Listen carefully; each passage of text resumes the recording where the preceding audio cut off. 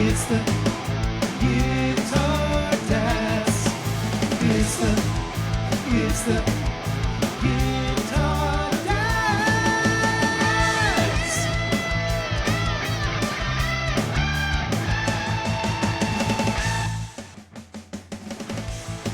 Welcome to the Guitar Dads Podcast, a podcast for guitar people by guitar dads. This week, Gibson goes all 70s porn.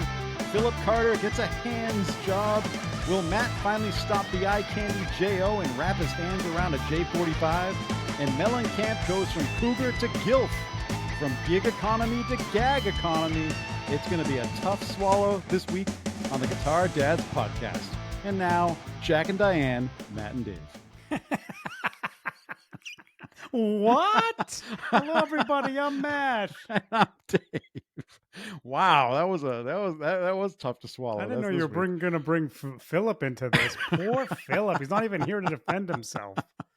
Hey, sorry, dude. Hey, you know. Sorry, man. Hey, man. We'll talk about that. We'll hit that later. All right. Make sure we do talk about that, because as some people have pointed out, and we're going to get into listener comments a little bit later in the episode. But if some listeners have pointed out, they're like, sometimes you tease stuff in the intro and then don't even talk about it. That's the problem, doing the intro before, like live, like we do. Yeah, that is true, guys. We always have a plan for this show, but it doesn't always stay on the rails, as you guys know. So. Yep. I mean, that's just part of the charm of the Guitar Dads, right? It's just part of the charm of the thing. That's right. All right. Well, thanks for listening, everybody. We appreciate you. If you are back again, if you are new, thanks for hanging out, and hope you come back next week. Yes. Go check us out on all the socials at Guitar Dads Podcast.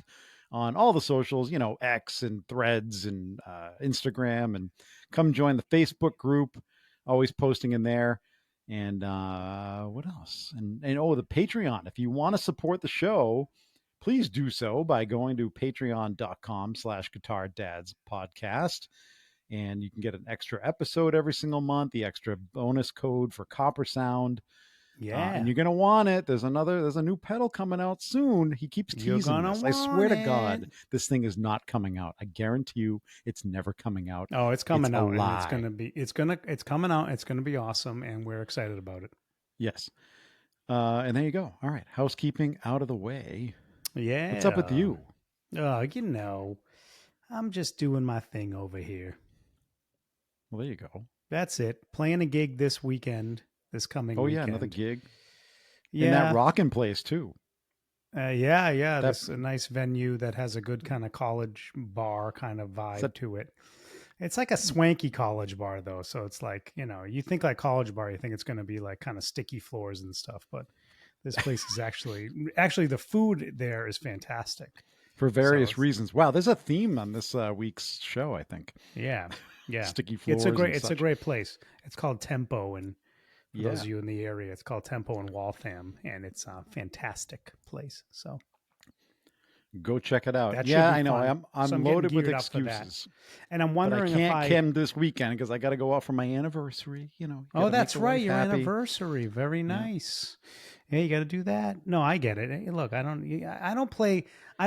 past the point of playing shows where I think my friends are going to show up. Those days are long gone. Yeah, so, I want to come. I don't play in a band so that my friends can come and see me. Those days are over.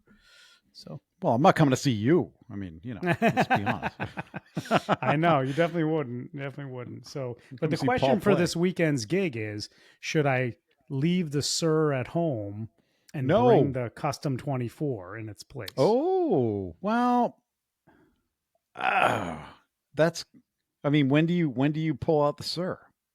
The Sur is used on clean tones for the most part, and I do use it. So that's the thing. It's like it's not really a 1-for-1, but the clean tone out of the PRS actually sounds pretty good. It's not. It's just going to be different. It's going to be different. Let's be honest. Yeah. For that application, it's really just the look, right? Because you're going to be replacing a cooler looking guitar, but the application will be the same. Yeah, the application will be essentially the same, but you're right. Like it's not, well, it's not going to sound the same. That's what I mean. Like you're going to pull out the Custom 24. You're going to bring that in to use those humbuckers, Yeah, the humbucker song, and I would definitely still do that as well. But the question is, like, is it going to be a good enough replacement? I think it's fine. Like for what I do, it should be totally fine because I can use like one of the coil splits settings on it to get the clean tones in the neck.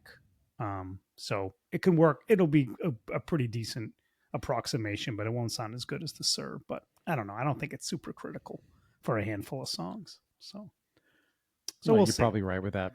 I'll make the call. Well, I'll make the call. But it's just like I look around here and I'm like, some of these other guitars need a little bit of stage love. Yeah, you got to give them some love. I've just been like, in the zone of the Banshee's out with me, the Sir's out with me. I'm just dialed in with those guitars. The Sir does badly need a string change. It hasn't had a string change in like a year. Ooh, I know it's terrible. Ooh, that's bad. Yeah. So that's another thing that's like kind of making me think like maybe we'll pull it out of the rotation for a gig, get it cleaned up and string changed, and then bring it back. Whereas the Custom 24 is playing great. So yeah, I would. So we'll see. Then. The Banshee's great. I did change the strings on the Banshee over the summer, so it's been playing good. So, well, speaking of guitars and switching things in and out and all that stuff, let's get into the Dataverse. Yeah, let's do it. Did you? So this is kind of a cool thing. Gibson, I don't know. I don't even know who this company is, but am I saying it right? Are great. Lug. Yeah, Lug. You know these Lugs? I do know the Lugs. You might remember we discussed these with Andy, the guitar geek. Did we? That was like when he was on. Ago. That was like 4 years ago. Yeah, because we were talking about like kids, like how to get your kids into guitar. We were talking real dads. Yeah, maybe. We were talking real dad stuff, and and we were talking these are about very them. cool looking. Yeah. Anyway, these are like kid guitars. Tell the people what we're talking about. So Gibson and Luger like teaming up to they partnered up to kind of put out this new line of guitars, these 3-string guitars. They look super cool. You got like an SG shape, a junior shape, a couple junior colors here, and actually 3. What else we got on this? That's about those. That seems to be the offering right now. And there's these 3-string electric guitars. You got like I'm assuming this is like a volume knob on here. And what looks to be like a dog ear P90. Kind of like, it's like a kid P90. It's a kid P90. These are great guitars. So P45. If you don't know what these are, if you don't have small children or you haven't had small children since these have been out, they've been out for a little bit now. They're these really cool, like kid-friendly guitars. They're 3 strings. And I don't really know the tuning of each string. It says here it's EAE. EAE is what it says. But so I don't know. I don't really understand how it's tuned and how it works. Somebody told me it's the bottom. I once read that it was the bottom 3 strings of a guitar, but that wouldn't be EAE. That wouldn't be EAE. That would not be that would EAE. Be no. So, but I don't know. The internet's all over the place on this, so I couldn't find it quickly. I'm sorry to say. But anyway, they're kid cool. Friendly guitars that come with like instructional books for kids, and they're really small. Small I guess body of a guitar, and the neck is really small for like little tiny hands. So it's really cool. I think they're a cool tool. Some people criticize them because they are, it's not a real guitar, and it's like, is this really good training for kids or not? So I see that. I can see that. I can see that. I actually think so. My daughter started on a ukulele. And I feel like the ukulele was on, even though it's totally different tuning, I feel like the ukulele was probably a better kind of learning tool for her than something like this. You think so? Over something like this? Yeah, I don't know. I mean, this looks like a cool. Yeah. Here's the thing, though. I mean, if you're a parent that plays, a Gibson, right? One of your kids has probably seen a similar shape, right? So I think they probably see this and they think, oh, cool, this is like dad's guitar, mom's guitar. And maybe that, or just like they're an Angus Young fan as a young age, and they want a guitar that looks like an SG, because the Lug guitars, like they have a very unique shape to them, and they still kept the very unique Lug headstock. but they put the Gibson shapes on. It's basically like a Les Paul Junior and an SG is what they did. Yeah, and they're cute. they're cool. It's adorable. Whatever captures the child's attention is what I say. I think they're awesome. I can't get my kids to really like be willing to practice at all. One of my kids is like, "But Dad, I want to play with you." And I said, "Yeah, that's fine. When you can play, I'll play with you." Yeah, you gotta, because it's the same with guitar. thing. Yeah, Let's go through the chords again and this and that. So I think anything that really captures the child's like interest in, that just like with us, when a guitar is sitting out there and you like the way it looks and feels, you're probably going to go pick it up and play.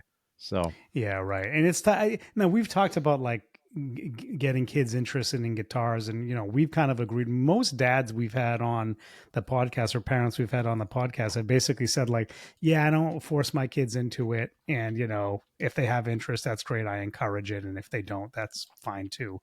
Yeah, right. So, but I tell you what, like when they do have interest, they may go and pick it up when they're a little bit older. That's exactly the experience I had with my daughter when she was like, 5, 6, 7. She had a little bit of interest in like ukulele, and then she didn't really. Then she picked up the ukulele again when she was like 11, 12, and got pretty good at it. Ukulele's hard, man. Yeah, and then I think it was until she was about, when did I buy her that Taylor? The mini Taylor, the baby Taylor, I got her that I think when she turned 14, and she's been playing it great. And now she's like a strummer. She can like strum songs and sing. Hey, she does great with it now. But she goes in waves a bit, but she can actually like, she can say like, oh, I can play guitar. She can. So it's awesome. So like when you don't like push them into it, it works out incredibly well sometimes. Yeah. Well, something that didn't work out incredibly well, according to some people that saw the performance, was so the Farm Aid 40th anniversary just took place. Yet. I haven't watched this yet. I watched a little bit of it. This is because Philip had mentioned that Mellencamp does not sound as good as he used to. Of course not. They're all getting up there. How old is going to be? So he's going to be 74. He's going to be 74 in like a few weeks. So next week, 2 weeks. Yeah, he didn't October sound 7th. Didn't sound good. Yeah, did not sound good. But this is an iconic thing. Farm Aid between Mellencamp and Neil Young and Willie Nelson. So it's kind of it's a cool thing. And Dave Matthews is involved. And Dave Matthews involved now. Yeah. Yep. So it's cool. You didn't watch any of the performance though? I heard about it. I turned on Sirius. They were streaming it live on the DMB channel. Yes, I do listen to the DMB channel on Sirius XM. Of course you do. You should. And you should if you're, if you like Dave Matthews. And they were streaming it live, so I heard a little bit of it there. But I'll have to go back and watch the video. But yeah, I guess Mellencamp was rough.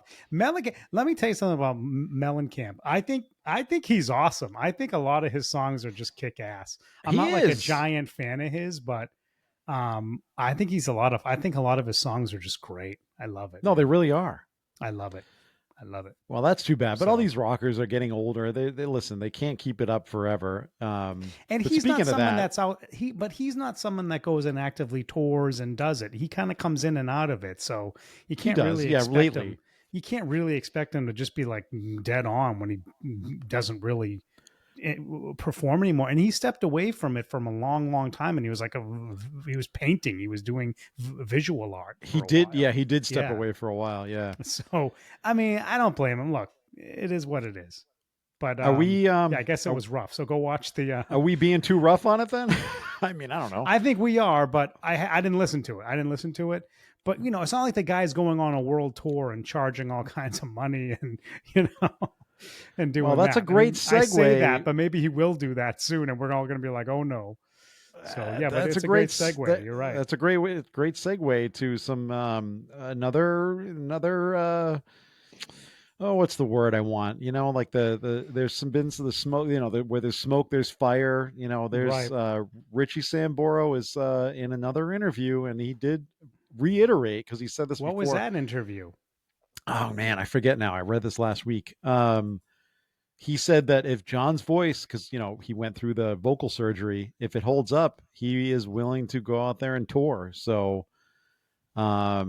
That's awesome. So basically, that means that Bon Jovi's not going to be having a reunion tour because John's voice isn't going to hold up. We're never going to see it. Yeah. That's probably Richie's way of being like, yeah, this is not going to happen. But like, yeah, it ain't me. It ain't me. It's sure, John. I'll do it. Yeah. If his voice holds up, sure, I'll do it. Oh Yeah. man, he's funny. That's funny. I know it's. We've talked about. It's not going to happen. Bon Jovi enough on this podcast. I don't want to bash him anymore because I do love him. I love him. I listen to. I was listening to.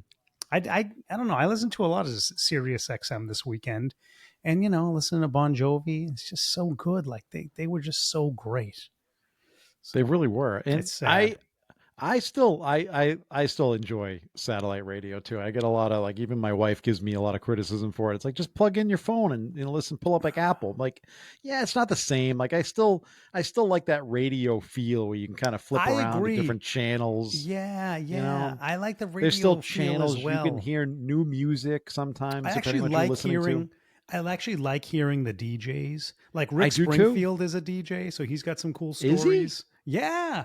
I forgot what channel he's on. He might be on the 80s on 8.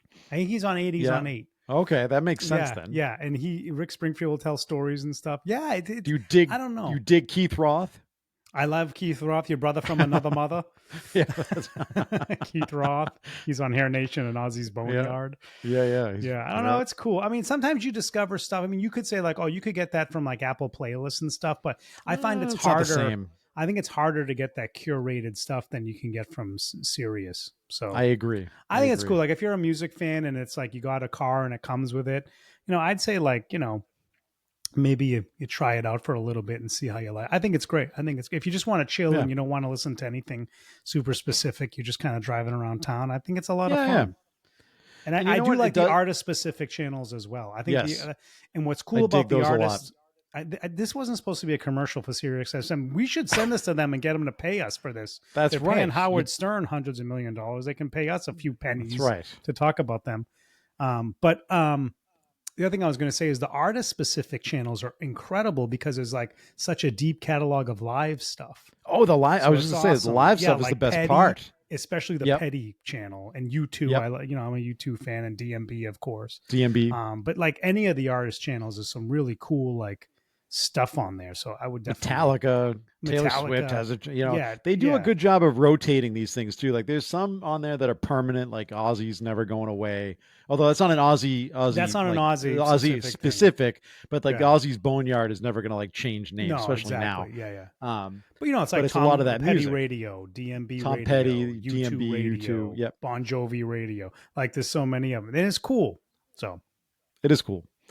What also is cool is because we've talked about this coming. This is down really the pike. Cool. This is big news, and we hope it is actually big news and not just like, well, let's get excited and it doesn't happen. Whoa, where did my you still there, dude? I'm here. Yep. You're there. Okay. Sorry, my screen just went blank. Sometimes see that the government too. Government is listening.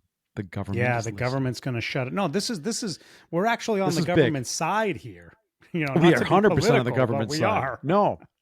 The FTC, Federal Trade Commission, is suing Live Nation along with 7 states and their attorneys general to break these guys up. So we've talked about this. We knew this was coming, but we're here. So I think the question is going to be, what ends up happening at the end. And I think you have to reach the conclusion that it's going to it's an antitrust thing. I think the evidence is pretty clear, but how is it going to get broken up? How's it going to get split? I don't know. Yeah. So let's just talk a little more specifically. So they've sued Live Nation and Ticketmaster for coordinating with brokers and allowing them to harvest millions of dollars. Yes. Yeah. Get into detail about this. Primary market. The article.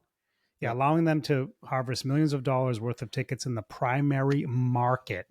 And then Live Nation sells these illegally harvested tickets at a substantial markup, which we all know happens because it's on the Ticketmaster website when you go and it says certified resale.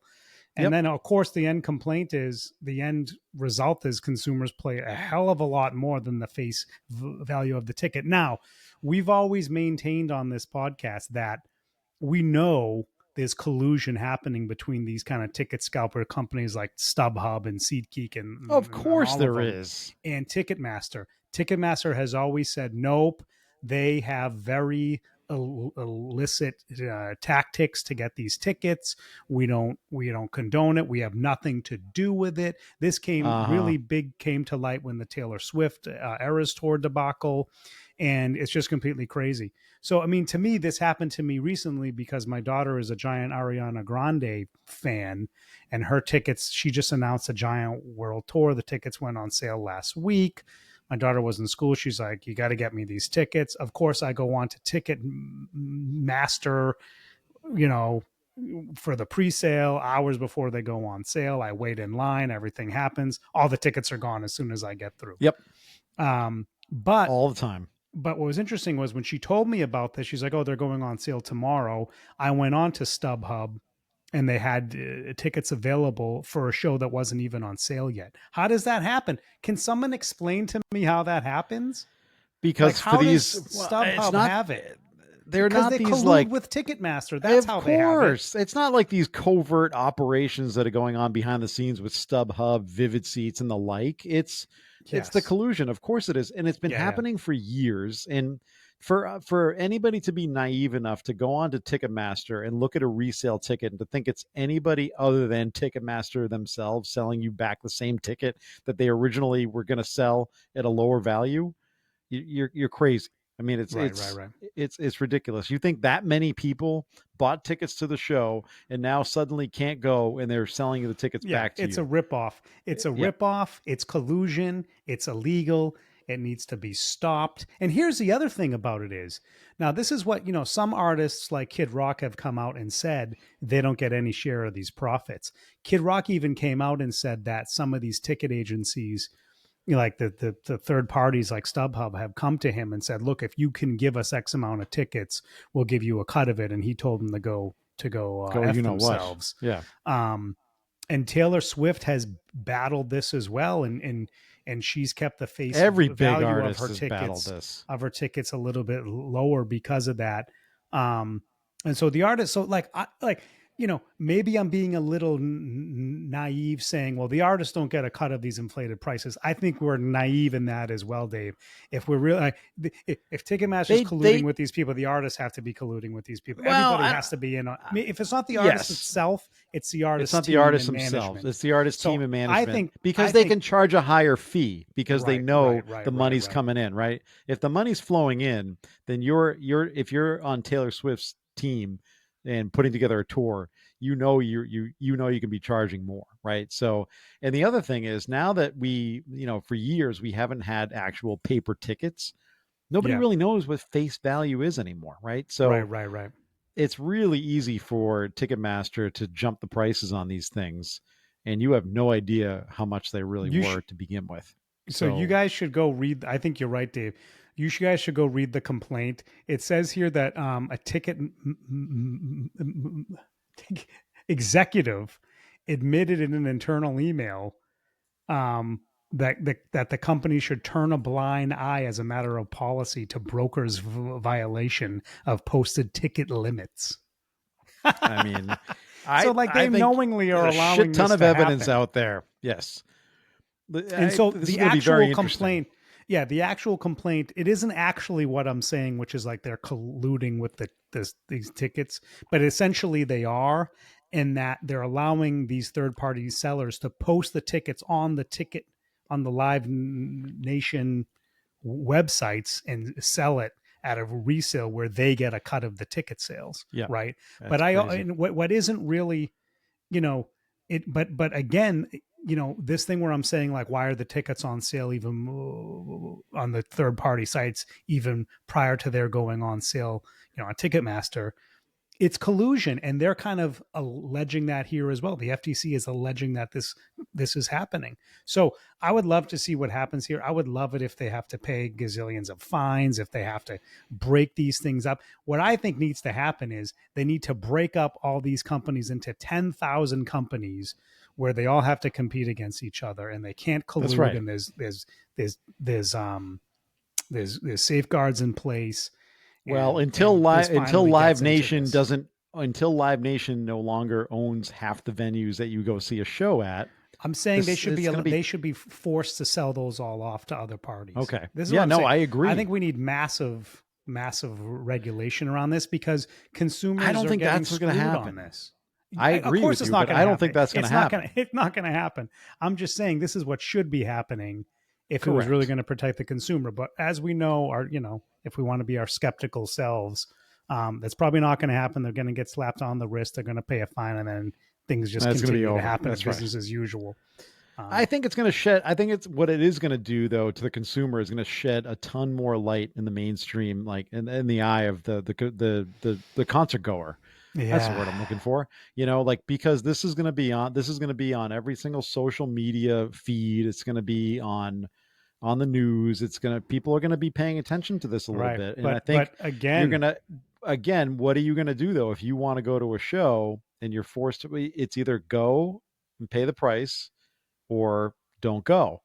But I think the more people that are angrier about this kind of thing, that maybe in the future, this lawsuit doesn't really lead to the conclusion that we all want, but maybe in the future there's other litigation that comes down the pike. Maybe, but here's the thing, Dave. Like with these big shows, how many times can they slap them on the wrist? They've already done this. Well, here's the thing.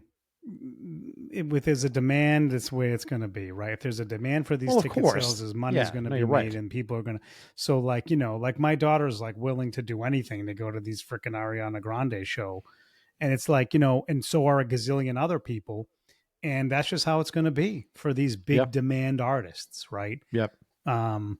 It's just the way it's going to be. It's just until the demand subsides, people are going to take advantage as much as they can. So. Well, it's sad. Speaking of, we're going to move on as we watch time here.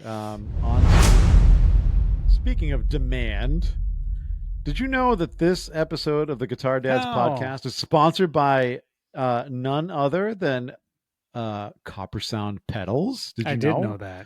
You knew that. Copper Sound, but we talk about them every single week. A boutique pedal company right here in Massachusetts. Alex and the gang are putting together some of the best pedals out there. We have been talking about the Foxcatcher V2 coming out very soon. Alex has been teasing it forever. We still have no idea what the heck this thing is going to involve. Man, I can't speak today. But we've kind of seen like blurred pictures. We did riff on it last week, and Alex was impressed with some of the things we said. However, it did not comment whether we were right or wrong. Just said we had some pretty good guesses. He said we had some pretty good guesses, is what he said. Okay. So anyway, if you don't know the Foxcatcher, it's like a blues breaker circuit on steroids because it's got a separate boost. You can run the boost before or after. It's got a ton of different controls well, let me just read this. In addition to because it's just better for me to read the copy. Read the copy that we did. In addition to a modified blues breaker circuit, Foxcatcher features an independent clean boost that can be placed before or after the overdrive. If you've ever heard players talking about blues breaker style pedals, you'll want to check this one out. But anyway, so super excited about this thing. I mean, is it going to come out in, I heard 2028? No. Yes. You froze. What is going on with us tonight? Anyway, I'm going to keep riffing on just in case that we're still recording here and maybe Matt's not frozen. He's just staring me down and dude, blink. You're scaring me. Okay. Anyway, if you could only see the look on Matt's face, go to YouTube and check this out. Anyway, I'm going to keep on going here. We're going to move on from Copper Sound. When that thing comes out, we will let you know. You're going to find it all over the socials. Go follow Copper Sound Pedals and make sure you hit the code DADS10 at checkout for your 10% off your order. Come over to Patreon and you're going to get 15% off with the bonus code over there, patreon.com/Guitar Dads Podcast. Okay.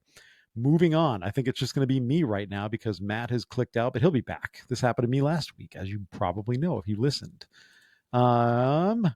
I want to talk about something that we're kind of honored by this because Matt and I have been doing this for a long time, 5 years now, 5 years plus. And we get a lot of you guys comment. You guys are in the group on Facebook. You comment on all the socials. I'm back. You're back anyway. And that was this week's Guitar Dads podcast. Yeah. Thanks, guys.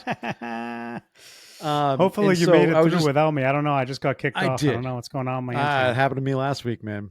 Yeah. I was just saying that we have made it 5+ years, and we don't tend to get it. To your credit, to the listeners' credit, you guys don't give us a lot of like negativity, which we love. We're not at 5 years yet. We're not at 5 years yet. We're getting up on 5 years. Oh yeah, we're getting at 5 years. Sorry, it'll be 5 years 4 in years February. plus. 4 years It'll be plus. 5 years in February. Yeah. We're like at 4.5 years now. Yeah. Yeah. But we apparently poked the bear a little bit, and we're getting some negativity out there. We're not going to get into any specifics, but listen, every podcaster, YouTuber, they're loaded with tons of like negative comments, and it's kind of funny because I feel like we it's all a badge talk of about honor. Right. It is a badge of honor, and it's kind of funny when you read them and you're talking with your fellow podcasters and YouTubers, and it's just a big joke. It is. What I do want to say, in reference to one of the comments that came out, was if you've listened to the Guitar Dads and you spent this much time listening to most of the episodes, you're expecting the bar to be any higher? I mean, okay. I'm just going to throw that out there. We're here to have fun, talk about guitars, provide our takes, all that stuff. We can't do every ounce of research out there, right? We can't know everything about everything. No, nobody can. So we're just here hanging out, having fun. I don't know. What do you think, Matt? Yeah, well, I think that's right. I mean, we don't do this as a full-time job. And so I don't know that many podcasters in the guitar space do this as a full-time job. So you got to, either they're running a YouTube channel as their kind of day job, and they do the podcast as kind of an extra thing, or they're running a pedal company or something like that. I don't think anybody is just a full-time podcaster. Well, I think Blake is. Blake actually is. Blake, I think he might be one of the only actual all he does is podcast, but he does other things too. Well, he does other things too. He's got the String Joy thing going. He's a diversified guy as well. So what am I talking about? But for the most part, he's a podcaster, right? So kudos to Blake on that. So keep the comments coming, guys. But anyway, we love it. But anyway, I'm just going to say, I don't think anybody really has the time to do all this background information and preparation for a podcast. We're not, the nightly news here. So no.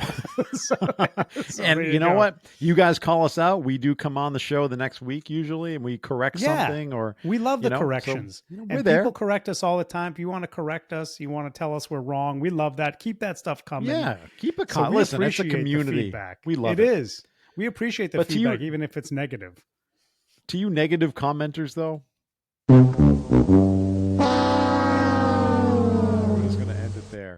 All right, let's get into some. Oh no, we're going to talk about the pedal board stuff real quick.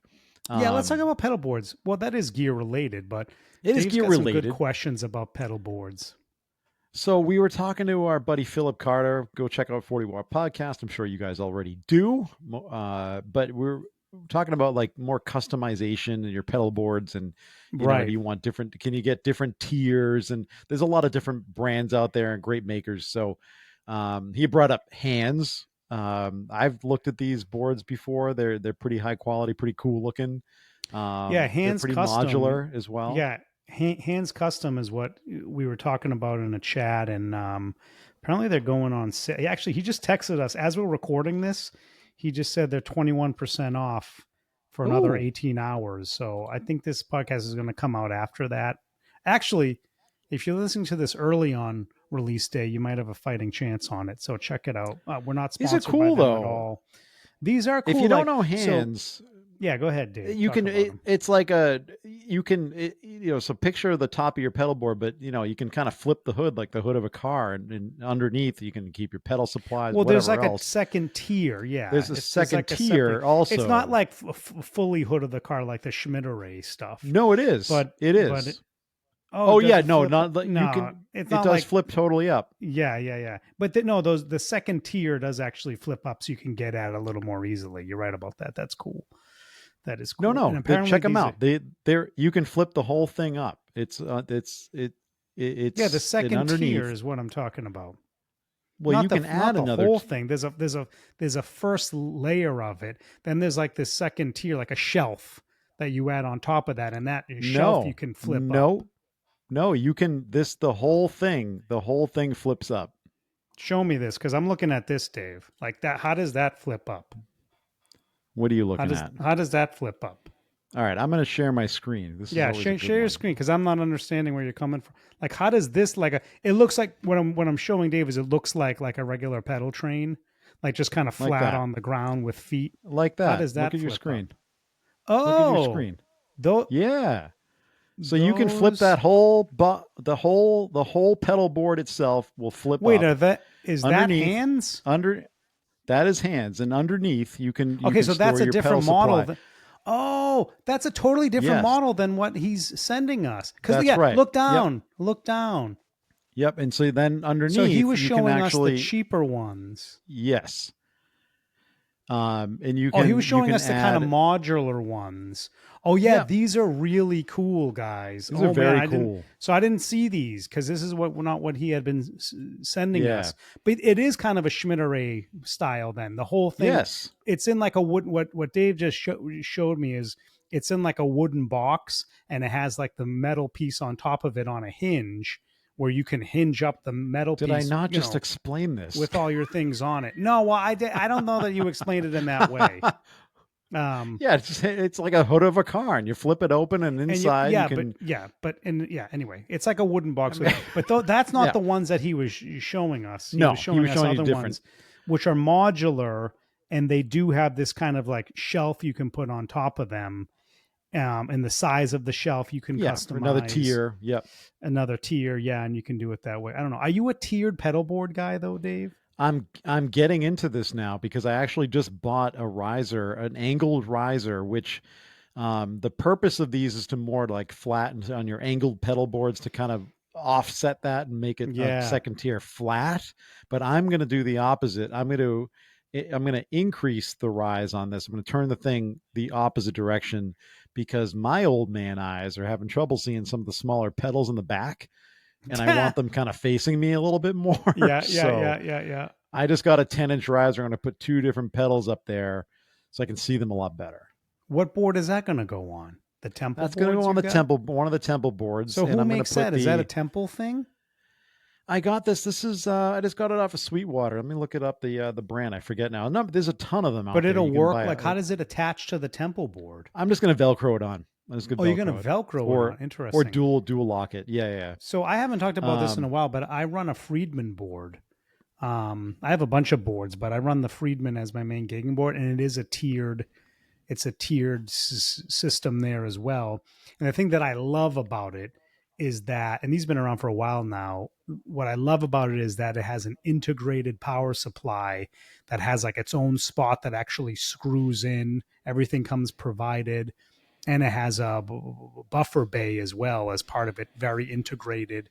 So it's really, it's just like an integrated, very clean solution.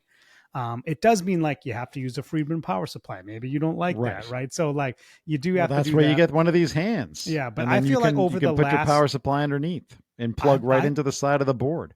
Right. That's what I have with Friedman, right? Like that's the way it works. Yeah. Because it's all integrated, but those are all, it's Friedman proprietary stuff that has to work with it.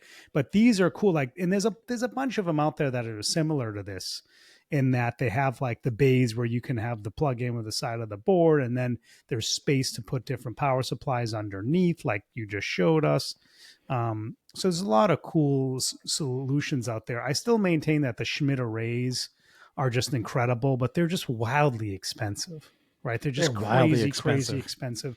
You do kind of have to use them. They are kind of designed to some extent to be used with switcher systems because they have that thing where you you can store a bunch of pedals like underneath it. Yep. So in that case, they're a little bit. You're not going to need to limited. access all the time. Yeah. But the solution of it, like being its own unit, and then you put this cover on it, and it's like this road-worthy pedal board without having to put it in a separate case. It's just super cool to me.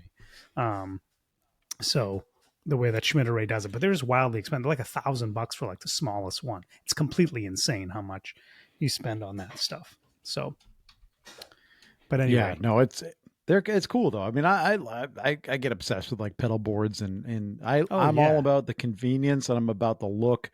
And I want something nice and clean. I don't want to see all the wiring. I want it like hidden. Right. You want the wiring hidden. That, so you like that style where like the Tempo or even just like the, the pedal train where you have like space underneath it to hide everything. Right. I agree. Well, even like there. these hands, even these hands boards, these Supremes are really nice because you can do that exact thing. And how much of everything's those underneath Supremes? I just had them up and now I took them off my screen. It's $250 for an 8x16. So you get an 8x12, 8x16, 12x16, 12x20, 12x24. It ranges anywhere from 241 to 296, over 300 for the big one. That's relatively affordable for what you're getting. For these, for what you're getting. They're very cool and they're beautifully made. They look very cool. They look great. Now the downside of this is they don't come with a case line that I can see, Dave. I don't think so. And I think the jacks for the side, either for your power cable or for your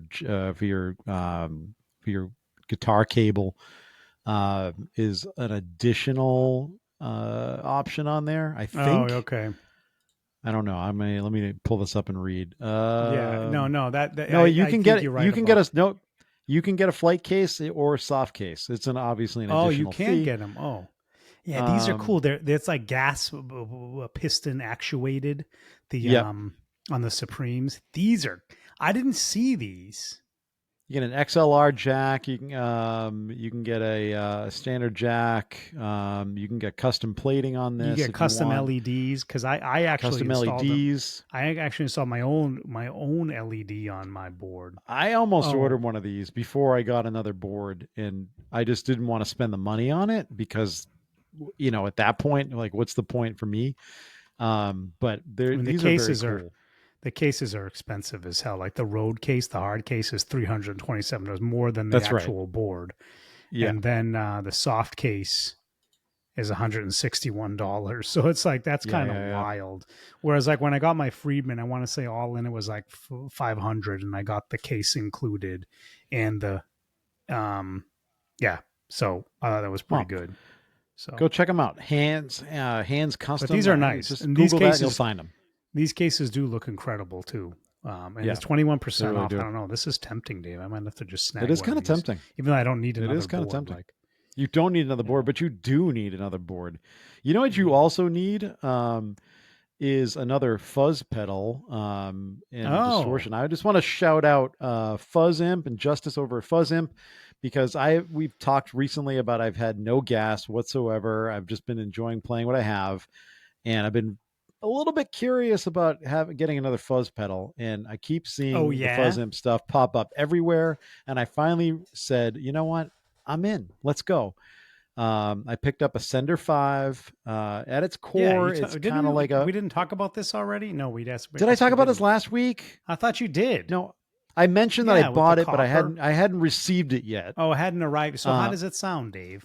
And I got it last week. It sounds absolutely nuts. It's incredible. I'm going to put together, maybe I'll get together a video and put it out there, some general tones. Give us some like quick sound. It is so versatile. It's so we talked about it last week, so I won't go through it, but it's the sound is just like, it does the thing and it's awesome. And it does more than the thing. So yeah, it's cool. Awesome. All right. One more gear thing, because we're kind of coming up on time, is the Gibson.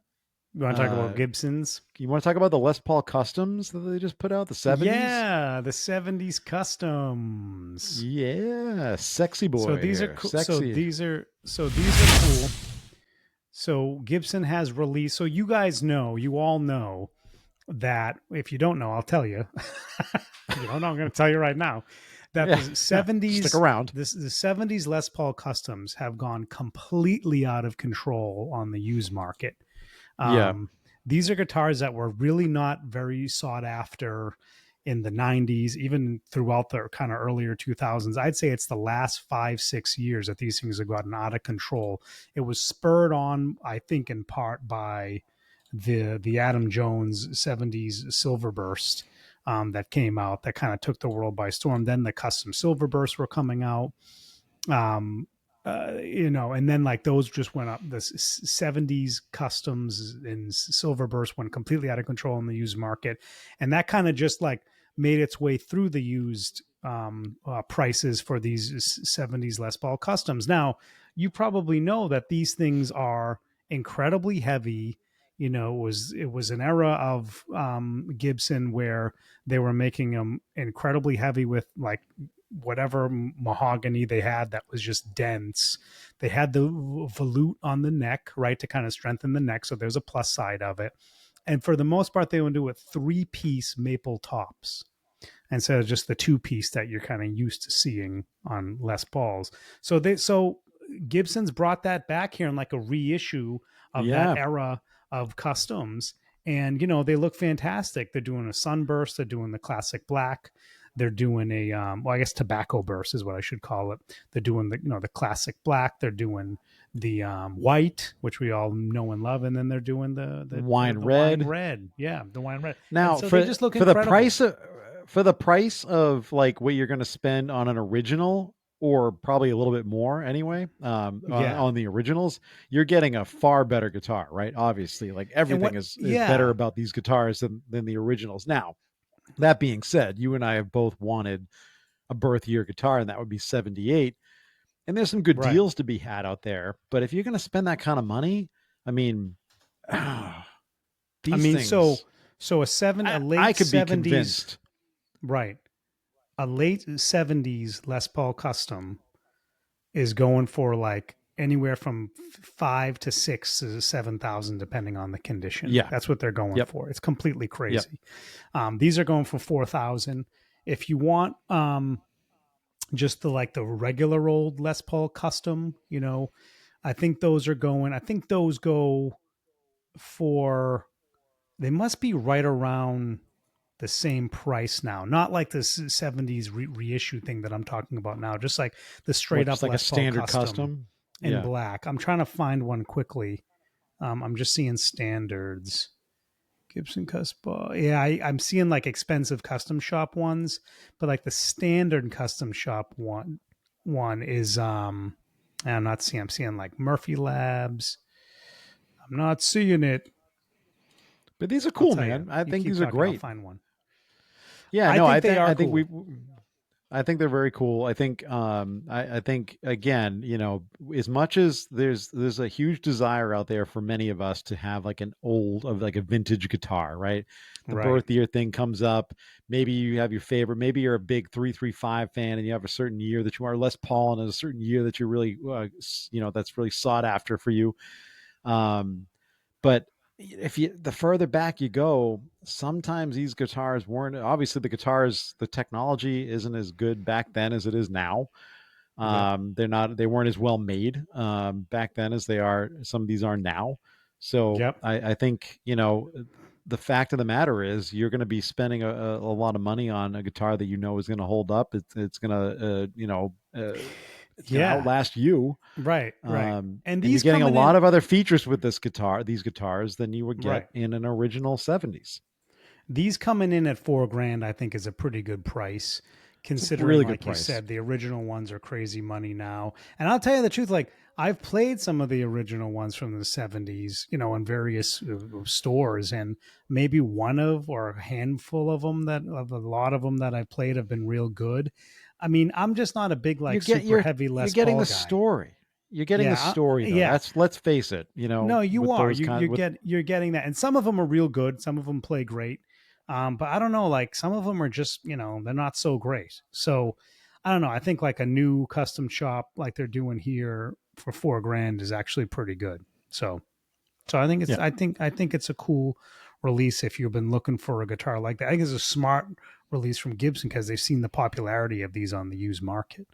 So I think it's a good idea. I mean, we're original like 70s Les Pauls. Are they notoriously? I've never played an original 78. You have. Are they kind of just. I don't know that I played. They have a reputation for being not a 78, but in the late 70s, mid to late 70s. I played that era of guitar. Are they? like Are they in notoriously the not that Norland good? era. No, it's not that notoriously not that good. Like all of it, it's just that people have just realized now that some of them are really good, and people are like, oh, like we kind of slept on these guitars for a while, and now they're like the prices just increased dramatically because of that. So the Yeah, but I popularity mean, has as a come up. whole, So are you going to find? Is it easier to find? It's not that easy to find a good model of that year in those years. I don't know. Like I'll just say like I mean, there are obviously most a of the lot. ones I don't know if I'd say most of the ones I've picked up, but like a lot of the ones that I've picked up I just wasn't all that blown away by them. Unlike when I pick up like an Well, that's R9, interesting. and like I haven't picked up a lot of bad R9s. I'll just put it that way. Right. So Yeah, I get that's kind of my reissue. point, right? That's a Yeah, reissue. but that's That's kind of my not an point. old guitar. Like old and if you talk to like Joe Bonamassa and other people that are really into vintage gear, not all vintage gear is created equal. Like some are just not all that great. Right. Some of them are Right. just old and messed up and need a lot of work and that's just true. So, Yeah, I mean, you know, the back then the craftsmanship wasn't as yeah. good. The attention to detail, things like that. I mean, you're most certainly getting a better guitar Well, if you pick up I one of think these that's things. debatable. I think that's debatable. I think people would Oh, I don't probably, know. I think people would argue the opposite with you, Dave. I think they would say, no, they made them with much more care than they did, back in the day than they did now. You could have that argument. I think you could argue that either way, to be honest with you. Yeah, So, yeah. I mean, I'm sure you yeah, can yeah, argue that, but I don't know enough yeah. about the manufacturing back then to tell you that they were made, that much that they were made that well back then versus now. I think the capacity of the Gibson factory, the Right. craftsmanship that's going into this, the detail, and just the willingness to take the time out to capture the history of these things. I would assume you're getting ultimately a better guitar spitting out of the factory than an original in a lot of cases. Yeah. And 4 grand, I think, you could make that argument. Like I said, you can make the other way, so I am, as we're talking, I'm looking this up. If you want like the straight up custom shop Les Paul, right? Or like Gibson Les Paul Custom, they're about Yeah, not the custom 5,500. shop, custom. Yeah, They're about 5,500. No, from the custom shop, but the from the custom model is shop. the Les Paul Custom. It's Oh, you're talking. Oh, $5,500. yeah, So, yeah, yeah. Okay. yeah. How So the much? fact that these are coming in at 4 grand, as I would argue like this is like they're not really. This is what's unclear to me.